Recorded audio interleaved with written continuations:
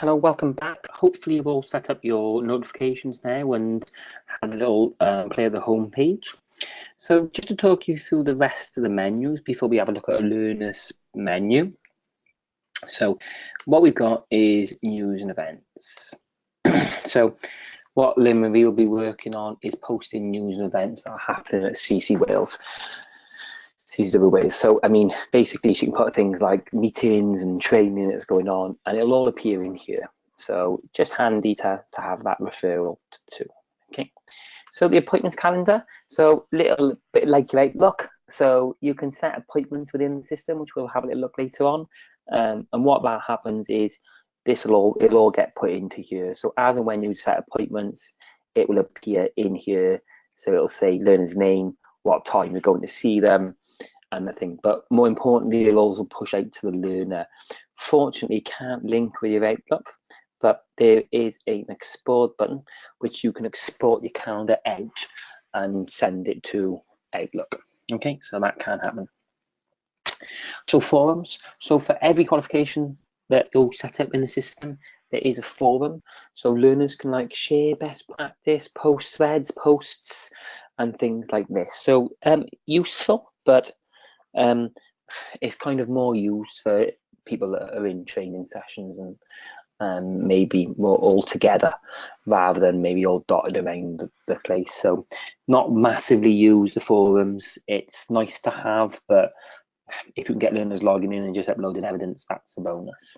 So PDR, this is your professional development record. So this is where you have to keep up. So when you keep up to date with occupational competence, when the EQA logs in, he automatically has access to all assessors' PDRs.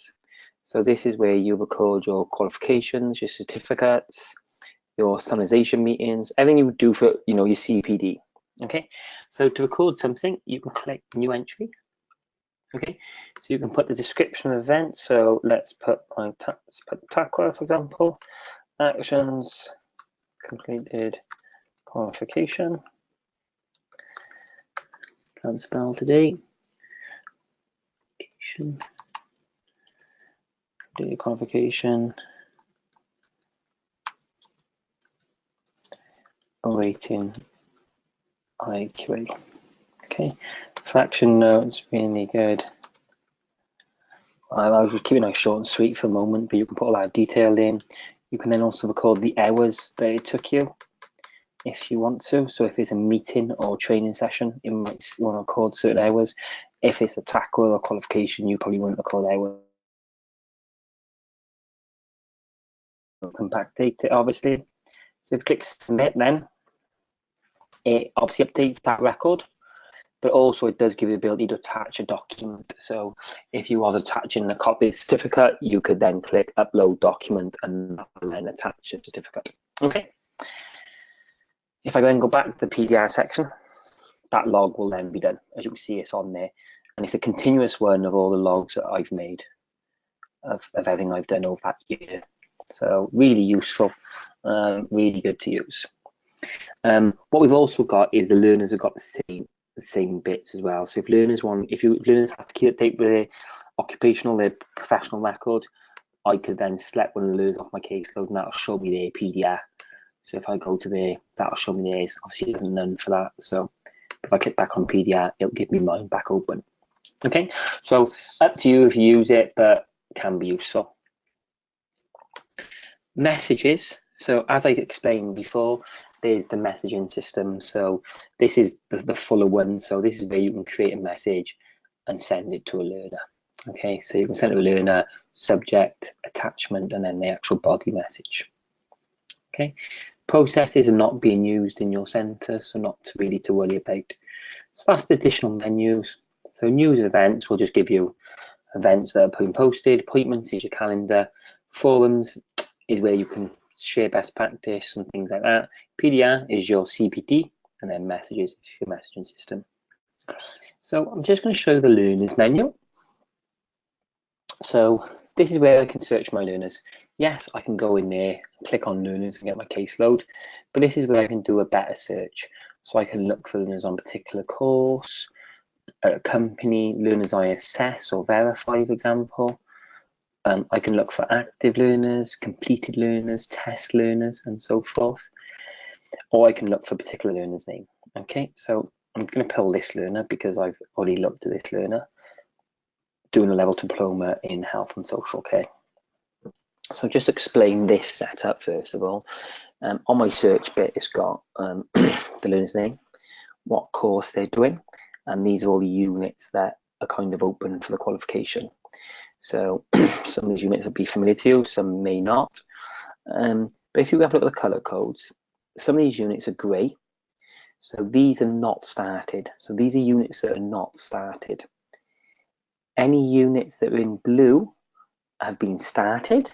Okay, so they're started and working towards. If they then go green, that means that unit's completed.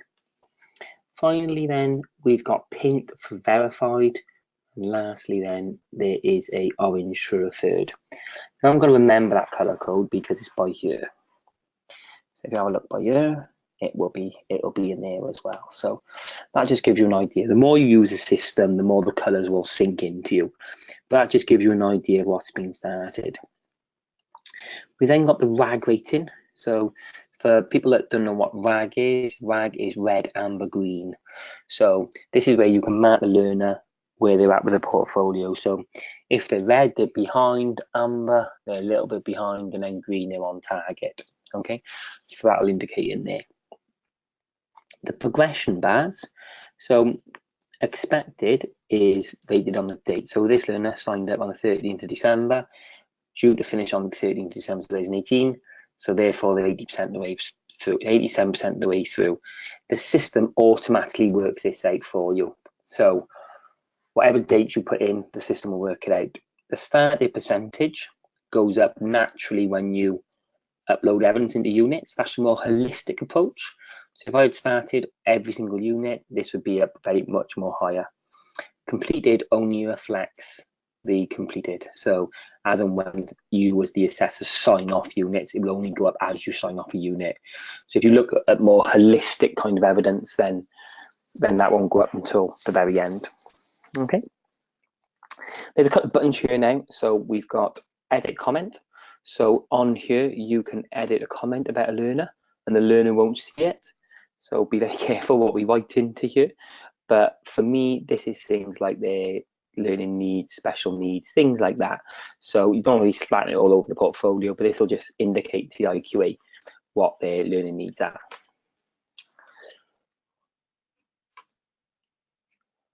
Okay.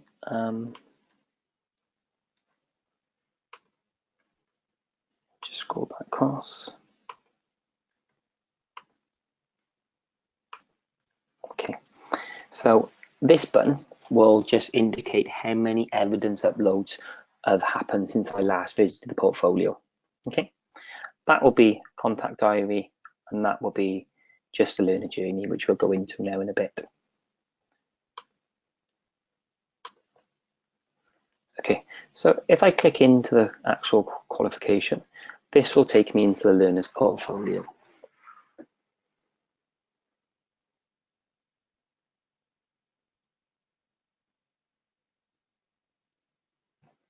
Okay, so I'm just going to explain some of the menus and then I'll let you all log in and have a little play.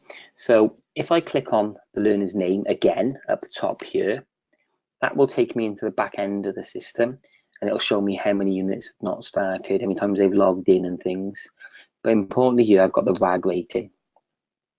So if I click RAG by here, this will give me the ability to change the RAG. So I can click green, for example, to say on target, and the RAG will be green. Okay, and then come up green in the future. If I click back on the course by here, that will take me back into the course. Okay.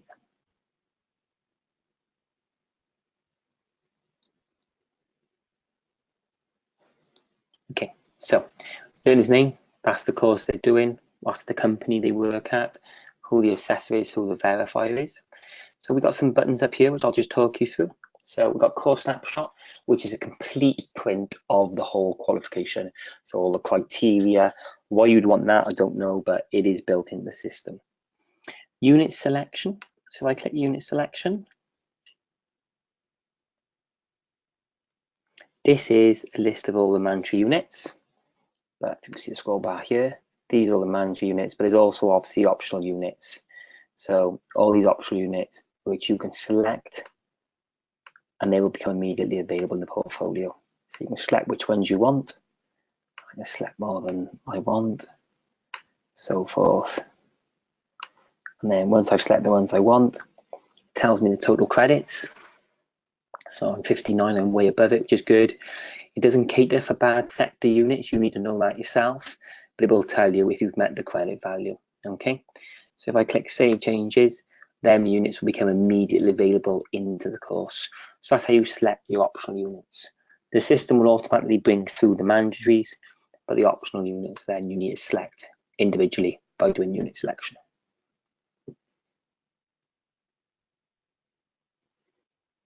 Just bring this and go back to the course folder.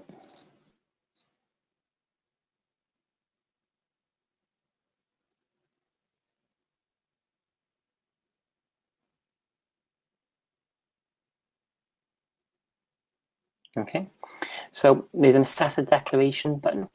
That Assessor Declaration button just confirms that you believe all the evidence has met the standards, and you're saying it's ready for IQA. Some people sign this more often, more than once. You can maybe sign at the end of units or the end of the portfolio, kind of what you need. But it's you, the assessor, saying, yeah, this meets this, and I'm happy. Okay, so you click that and it'll stamp it in the system. Learner PDR, so that's access to learners PDR as we did before. Email login details button. So that email login details button sends a reset email to the learner if they've forgotten their password. So that's quite useful. You can send them a reset password. Okay. So again, I'll probably just stop here. So give the opportunity to, obviously, if you're still logged in, have a little look at these, maybe make a PDR entry. Okay. Then obviously go into learners, find a learner, click search learners, and then click on a learner's, the course by the learner, which will take you into their portfolio. Maybe you can have a look at some optional units, how you set them, and have a little play and have a little look at the system before I go into the next bit talking about the individual menus. So I'll talk about these individual menus, and then we'll look at planning work and cross-referencing work. Okay, so I'll give you a bit of time now to go and do that. Thank you.